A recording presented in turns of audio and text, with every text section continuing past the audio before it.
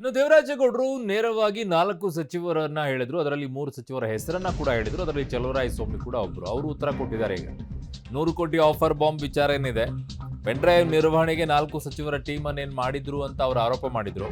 ದೇವರಾಜೇಗೌಡ ಆರೋಪಕ್ಕೆ ಸಚಿವರ ಸರಣಿ ಸುದ್ದಿಗೋಷ್ಠಿಯನ್ನ ಮಾಡಿದ್ರು. ಆಫರ್ ಕೊಟ್ಟಾಗ್ಲೇ ಅಮಿತ್ ಶಾಗೆ ಹೇಳ್ಬೇಕಾಗಿತ್ತಲ್ವಾ? ಪೊಲೀಸ್ ವ್ಯಾನ್ ನಲ್ಲೂ ಕೂತು ಹೇಳಿದ್ರೆ ಅದು ಸಾಕ್ಷ್ಯನಾ?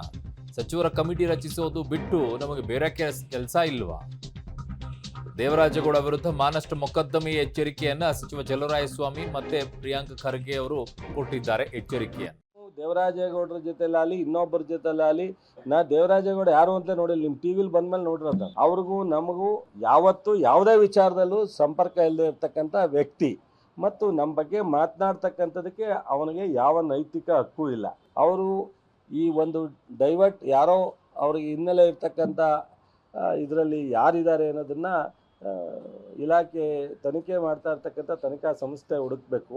ಅವರು ಅದನ್ನು ಡೈವರ್ಟ್ ಮಾಡಲಿಕ್ಕೋಸ್ಕರ ಏನು ದೇವರಾಜೇಗೌಡರನ್ನ ಉಪಯೋಗಿಸ್ಕೋತಾ ಇದ್ದಾರೋ ಅವರನ್ನು ಯಾರು ಅಂತ ಹೇಳಿ ಇಲ್ಲಿ ಕಂಡುಹಿಡಿಬೇಕಾದ್ದು ಭಾಳ ಮುಖ್ಯವಾಗಿದೆ. ಏನಾದ್ರೂ ಈ ಏನು ರೆಪ್ಯುಟೇಷನ್ ಇರೋ ಕುಟುಂಬ ಅಂತ ಹೇಳಿದ್ರೆ ನಾನು ಹೆಸರು ಹೇಳಲಿಕ್ಕೂ ಹೋಗಲ್ಲ.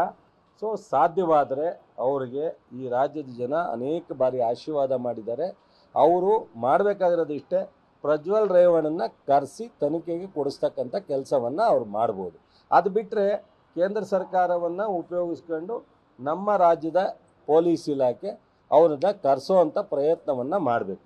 ಇವೆರಡು ಆದಾಗ ಇದಕ್ಕೇನಾದ್ರು ಒಂದು ನ್ಯಾಯ ಸಿಗುತ್ತೆ, ಇದಕ್ಕೇನಾದ್ರು ಒಂದು ಸೂಕ್ತವಾದಂಥ ಅಲ್ಟಿಮೇಟ್ ಉತ್ತರ ಸಿಗುತ್ತೆ. DKS ಅವರಿಗೆ ಮತ್ತೆ ಸಿದ್ದರಾಮಯ್ಯ ಅವರಿಗೆ ಬದನಾಮ್ ಮಾಡೋಕ್ಕೆ ಅವತ್ತೇ ಹೇಳ್ಬೋದಾಗಿತ್ತಲ್ಲ. ಅವರು 100 ಕೋಟಿ ರೂಪಾಯಿ ಆಫರ್ ಇದೆ ಅಂದರೆ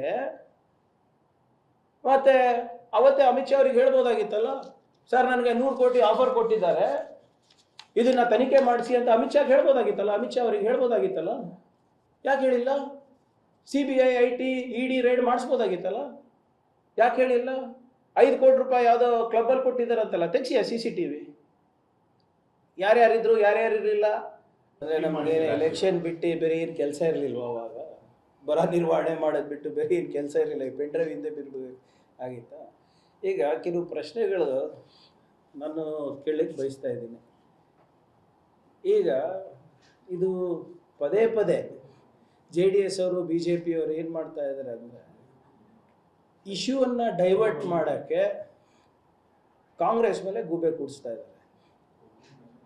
ಮುಖ್ಯಮಂತ್ರಿಗಳ ಮೇಲೆ ಆರೋಪ ಮಾಡೋದು, ಉಪಮುಖ್ಯಮಂತ್ರಿಗಳ ಮೇಲೆ ಆರೋಪ ಮಾಡೋದು, ಯಾವುದೇ ಸಾಕ್ಷಿ ಇರಲಾರ್ದೆ, ಯಾವುದೇ ಪುರಾವೆಗಳು ಇರಲಾರ್ದೆ ಮಾಧ್ಯಮದ ದಾರಿ ತಪ್ಪಿಸ್ಬೇಕಂತ ನೋಡಿ. ಅವ್ರ ಮೇಲೆ ಯಾವುದು ಕಂಪ್ಲೇಂಟ್ ಇಲ್ಲ ಅಲ್ಲ, ಅವ್ರ ಮೇಲೆ ಕಂಪ್ಲೇಂಟ್ ಇರೋದು ಸೆಕ್ಷುವಲ್ ಹರಾಸ್ಮೆಂಟ್ ಕಂಪ್ಲೇಂಟ್ ಇದೆ.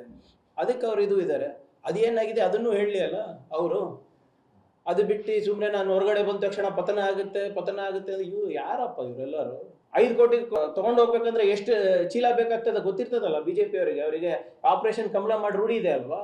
ಎಷ್ಟು ಬ್ಯಾಗು ಏನು ಇದೆಲ್ಲ ಗೊತ್ತಿರ್ತದಲ್ಲ, ಎಷ್ಟು ಟೆಂಪೋಗಳು ಬೇಕಾಗುತ್ತೆ ಅಂತ.